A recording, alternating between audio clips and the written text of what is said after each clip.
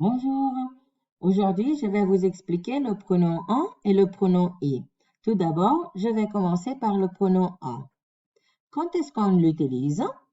Le pronom en remplace des compléments qui sont introduits par la préposition de ou des apostrophes dans le cas de commencer par une voyelle ou H. Et aussi tous les articles qui sont composés avec cette préposition, du, de la, de l'apostrophe, des. Et attention, ce pronom peut seulement remplacer des lieux ou des choses. Il ne peut pas remplacer des personnes. Attention. Quand est-ce qu'on peut utiliser ce pronom? Dans les cas suivants. Tout d'abord, si on rencontre un complément de lieu. Exemple, pour les retournées de Rome hier. Le complément de lieu, c'est de Rome. Alors, ça va nous donner Paul en est retourné hier. Le pronom en remplace de Rome. Un autre exemple, c'est vas-tu au supermarché? Non, j'en reviens. Le en remplace du supermarché. Un autre cas qu'on peut utiliser le pronom en, c'est quand il s'agit d'une quantité introduite par l'article partitif du, de la, de l'apostrophe ou des. Exemple, veux-tu du gâteau? Oui, j'en veux. Le en remplace du gâteau. Un autre exemple, c'est quand une quantité est introduite par un adverbe de quantité. Tu as beaucoup de livres? Non, je n'en ai pas beaucoup. L'adverbe de quantité, c'est beaucoup de et le en va remplacer de livres. Un autre cas, c'est quand un verbe qui est introduit par la préposition de. Exemple, s'occupe-t-il de la projection de la salle? Non, il ne s'en occupe pas. De quoi? De la projection en salle.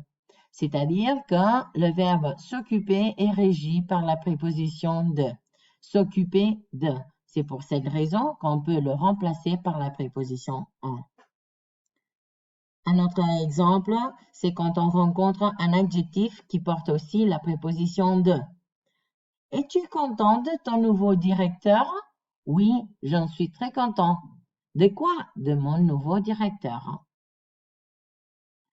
Et ensuite, on peut aussi pronominaliser les phrases quand on rencontre un complément direct qui est précédé d'un numéral, un ou une.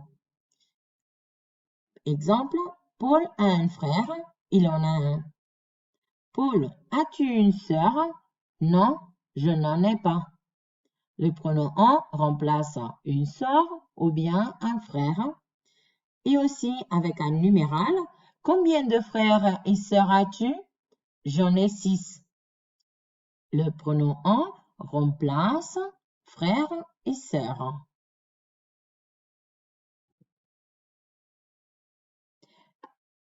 Qu'est-ce qu'on va faire quand il faut pronominaliser avec des personnes ou des êtres animés? Alors, pour les remplacer, il faut utiliser des pronoms toniques. Moi, toi, lui, elle, nous, vous, eux, elle, qui sont précédés de la préposition de. Tu te souviens de Mathilde? Non, je ne m'en souviens pas d'elle. Attention, vous voyez, on va utiliser pas d'elle, d'elle. On va comparer les personnes et les choses pour que vous voyez la différence de la pronominalisation. Tu te souviens des vacances en Amérique? Non, je ne m'en souviens pas. Là, il fait référence aux vacances, se souvenir des vacances. Est-ce que tu parles de cette fille blonde qui habite au 3e? Oui, je parle d'elle. Puisqu'il s'agit d'une fille, de la fille blonde, il faut le pronominaliser par un pronom tonique au lieu du pronom en.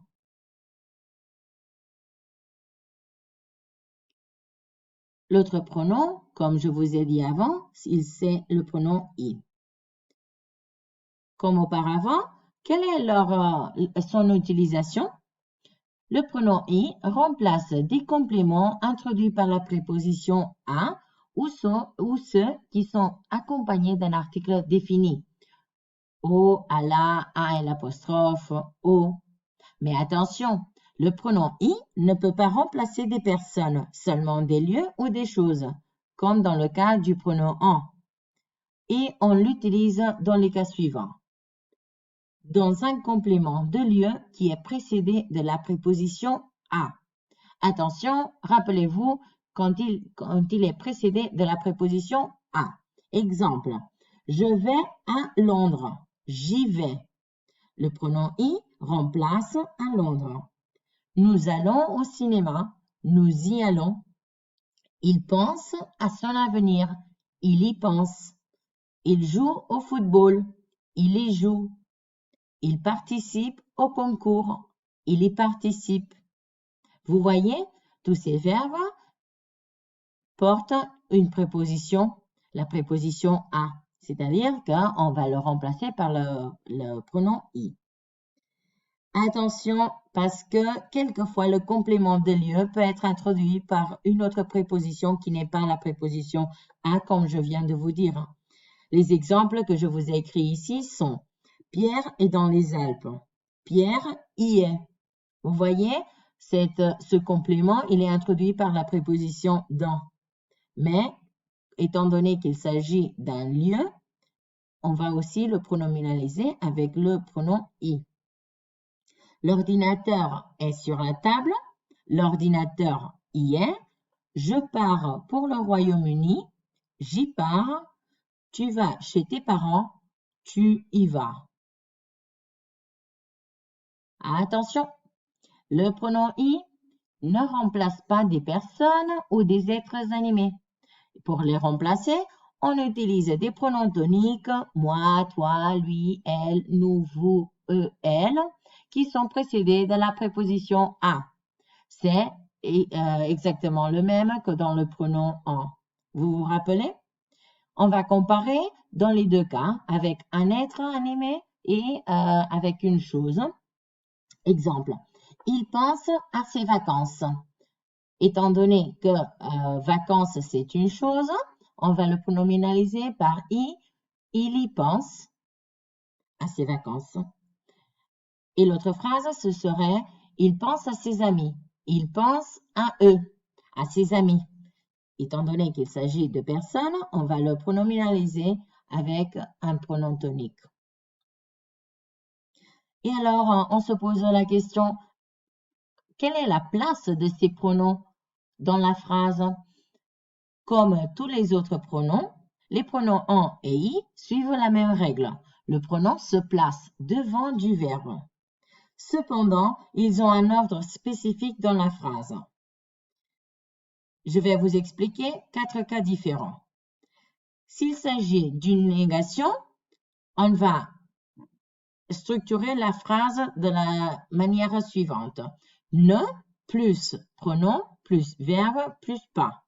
Exemple, je ne vais pas à Barcelone, je n'y vais pas. S'il y a un verbe composé avec un infinitif, on va utiliser la structure verbe plus pronom plus infinitif. Je vais réfléchir au problème, je vais y réfléchir. Le troisième cas, avec les temps verbaux composés, généralement, on va le mettre devant l'auxiliaire, c'est-à-dire pronom plus auxiliaire plus participe. J'ai parlé de mes projets, j'en ai parlé. Vous voyez? Et finalement, avec l'impératif, on respecte l'ordre. Cependant, on peut le mettre derrière le verbe et avec des traits d'union entre eux. Un exemple qui est très commun, c'est pensez-y.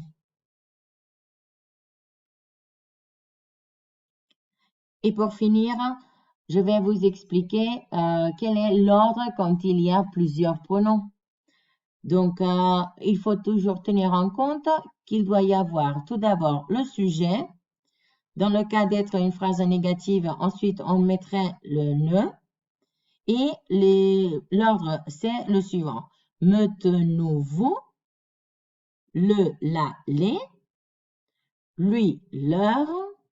I, en, plus le verbe et finalement pas.